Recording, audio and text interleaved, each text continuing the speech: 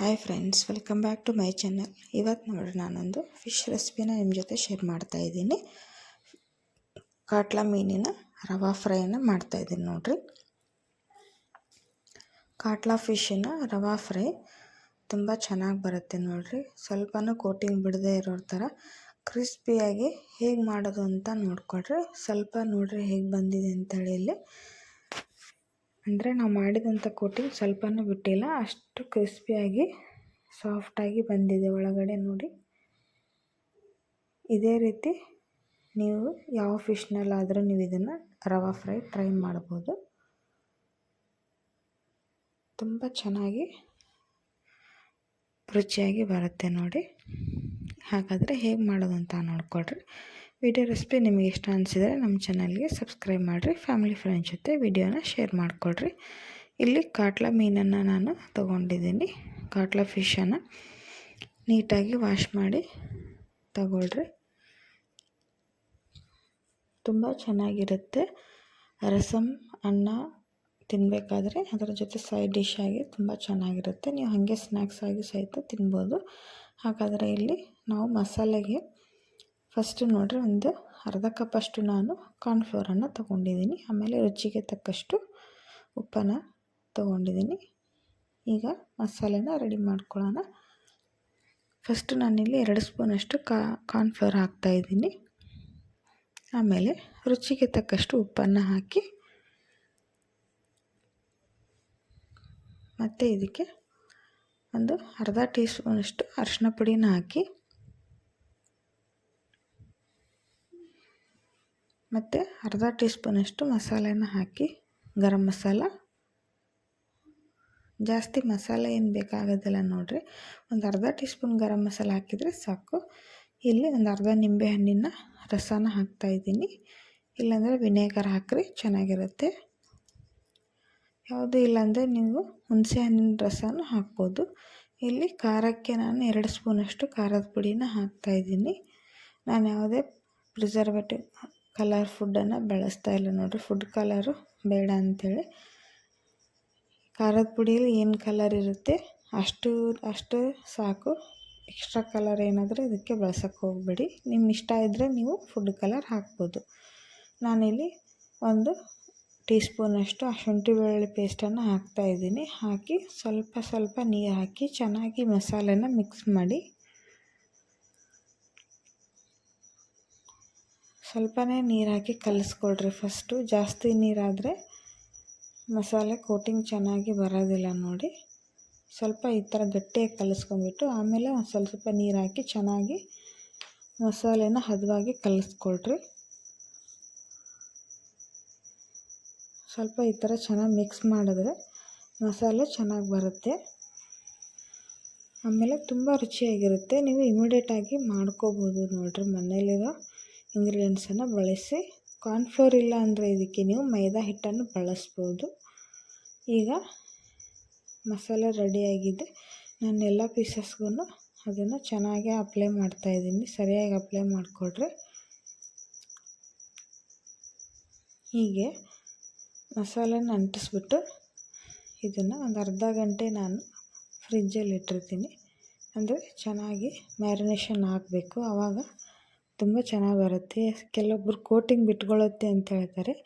ಈ ಥರ ಮಸಾಲೆನ ರೆಡಿ ಮಾಡ್ಕೊಂಬಿಟ್ಟು ಒಂದು 10 ನಿಮಿಷ ನೀವು ಟೈಮ್ ಇಲ್ಲಾಂದರೆ ಒಂದು 10 ನಿಮಿಷ ಆದರೂ ನೀವು ನೆನೆಸಿಡೋದ್ರಿಂದ ಚೆನ್ನಾಗಿ ಫಿಶ್ ಉಪ್ಪು ಖಾರ ಹೀರ್ಕೊಂಡಿರುತ್ತೆ. ಆ ಮ್ಯಾರಿನೇಷನ್ ಚೆನ್ನಾಗಾಗಿರುತ್ತೆ. ಆವಾಗ ರುಚಿ ಕೂಡ ಚೆನ್ನಾಗಿರುತ್ತೆ. ಕೋಟಿಂಗ್ ಕೂಡ ಬಿಟ್ಕೊಳ್ಳೋದಿಲ್ಲ ನೋಡಿರಿ. ಈಗ ಎಲ್ಲ ಫಿಶ್ಶಿಗೂ ನಾನು ಮಸಾಲೆನ ಚೆನ್ನಾಗಿ ಅಂಟಿಸಿದ್ದೀನಿ. ಇಲ್ಲಿ ನಾನು ಚಿರೋಟಿ ರವೆನ ತೊಗೊಂಡಿದ್ದೀನಿ, ಒಂದು ಅರ್ಧ ಕಪ್ಪಷ್ಟು. ಇಲ್ಲಾಂದರೆ ಬಾಂಬೆ ರವೆ ಸಹಿತ ಯೂಸ್ ಮಾಡ್ಬೋದು. ಈಗ ನೋಡಿ ನಾನಿಲ್ಲಿ ಅರ್ಧ ಗಂಟೆ ನೆನೆಸಿಟ್ಟಂಥ ಫಿಶಸ್ಗೆ ರವಾನ ಹಚ್ತಾಯಿದ್ದೀನಿ. ರವೆ ಹಚ್ಚಿ ಜಾಸ್ತಿ ಹೊತ್ತು ನೆನೆಸೋದು ಬೇಡ. ಫಸ್ಟು ಏನು ಮಸಾಲೆ ಹಚ್ಚಿರ್ತೀವಲ್ವ ಆವಾಗಲೇ ನೀವು ಒಂದು ಅರ್ಧ ಗಂಟೆ ನೆನೆಯಕ್ಕಿಡಬೇಕು. ಈಗ ಎಲ್ಲ ಪೀಸಸ್ಗೂ ರವಾದಲ್ಲಿ ಈ ಥರ ಡಿಪ್ ಮಾಡಿಕೊಳ್ರಿ. ನೋಡಿ ಎಲ್ಲ ಕಡೆಯೂ ಚೆನ್ನಾಗಿ ಈ ಥರ ಡಿಪ್ ಮಾಡಿ ನೋಡಿ ಯಾವುದೇ ಕಲರ್ಸ್ ಹಾಕಿಲ್ಲ ನಾವು, ಆದರೂ ಕೂಡ ಎಷ್ಟು ಚೆನ್ನಾಗಿ ಕಾಣಿಸ್ತಾ ಇದೆ ಅಂತ ಹೇಳಿ. ನೀವು ರೆಡ್ ಚಿಲ್ಲಿ ಪೌಡರ್ ಯೂಸ್ ಮಾಡಿದ್ರೆ ಸಾಕು, ಅದೇ ಕಲರೇ ಚೆನ್ನಾಗಿರುತ್ತೆ. ಈಗ ಅದರಲ್ಲೇ ನಾನೀಗ ಮಾಡಿ ತೋರಿಸ್ತಾ ಇದ್ದೀನಿ. ಎಲ್ಲ ಫಿಶಸ್ಗೂ ರವಾನ ಚೆನ್ನಾಗಿ ಈ ಥರ ಕೋಟಿಂಗ್ ಮಾಡಿಕೊಡ್ರಿ. ನೋಡಿ, ಹೀಗೇ ಎಲ್ಲ ಪೀಸಸ್ಗೂ ಅಂಟಿಸ್ಬಿಟ್ಟು ರೆಡಿ ಮಾಡಿಕೊಡ್ರಿ. ಈಗ ನಾನಿಲ್ಲಿ ತವಾ ಬಿಸಿ ಮಾಡಿ ಅದಕ್ಕೆ ಫ್ರೈ ಮಾಡೋದಕ್ಕೆ ಎಣ್ಣೆನ ಕಾಯಕ್ಕಿಟ್ಟಿದ್ದೀನಿ. ಈಗ ನಾನು ಹಾಕ್ತಾಯಿದ್ದೀನಿ ಎಣ್ಣೆಗೆ ರವಾದಲ್ಲಿ ಡಿಪ್ ಮಾಡಿದಂಥ ಫಿಶ್ ಪೀಸಸ್ನ ಹಾಕ್ತಾಯಿದ್ದೀನಿ. ನೀವಿಲ್ಲಿ ಎಣ್ಣೆ ಬಿಸಿ ಮಾಡೋಕ್ಕೆ ಇಟ್ಬಿಟ್ಟು ಅಲ್ಲಿ ರವಾನ ಹಚ್ಕೊಳ್ರಿ. ಯಾಕಂದರೆ ರವೆ ಹಚ್ಚಿದ ಮೇಲೆ ಜಾಸ್ತಿ ಹೊತ್ತು ನೆನ್ಸೋಕ್ಕೆ ಹೋಗಬೇಡಿ, ಅದು ತುಂಬ ಗಟ್ಟಿಯಾಗಿ ಬರುತ್ತೆ. ಈ ಥರ ಹಚ್ಚಿದ ತಕ್ಷಣ ನೀವು ಫ್ರೈ ಮಾಡ್ಕೊಳ್ಳೋದ್ರಿಂದ ತುಂಬ ಚೆನ್ನಾಗಿ ಕ್ರಿಸ್ಪಿಯಾಗಿ ಬರುತ್ತೆ ನೋಡಿರಿ. ಹೀಗೆ ಎಲ್ಲ ಫಿಶ್ ಪೀಸಸ್ನ ಹಾಕಿ ಫ್ರೈ ಮಾಡಿಕೊಳ್ರಿ. ಆಮೇಲೆ ಫಸ್ಟು ನೀವು ಎಣ್ಣೆ ಚೆನ್ನಾಗಿ ಕಾಸ್ಕೊಂಬಿಟ್ಟು ಹಾಕಿರಿ. ಎಣ್ಣೆ ಚೆನ್ನಾಗಿ ಕಾದಿಲ್ಲ ಅಂದರೂ ಕೂಡ ಕೋಟಿಂಗು ಬಿಟ್ಕೊಳ್ಳುತ್ತೆ, ಚೆನ್ನಾಗಿ ಬರೋದಿಲ್ಲ ನೋಡಿರಿ. ಈಗ ಒಂದು ಕಡೆ ಫುಲ್ ಕೆಂಪಗೆ ಫ್ರೈ ಆಗಿದೆ. ಇದನ್ನು ಇನ್ನೊಂದು ಕಡೆ ತಿರುಗಿಸಾಕೋಣ. ಇಮಿಡಿಯೇಟ್ಲಿ ತಿರುಗಿಸಾಕಕ್ಕೆ ಹೋಗಬೇಡಿ, ರವೆ ಎಲ್ಲ ಎಣ್ಣೆಯಲ್ಲಿ ಸ್ಪ್ರೆಡ್ ಆಗಿಬಿಡುತ್ತೆ. ನೀವು ಒಂದು ಹತ್ರ ಚೆನ್ನಾಗಿ ಬೆಂದ ಮೇಲೆ ಈ ಥರ ಗೊತ್ತಾಗುತ್ತೆ, ಕೆಂಪಗಾಗುತ್ತೆ. ಆವಾಗ ಏನು ಮಾಡಿ ನಿಧಾನಕ್ಕೆ ತಿರುಗಿಸಾಕಿ.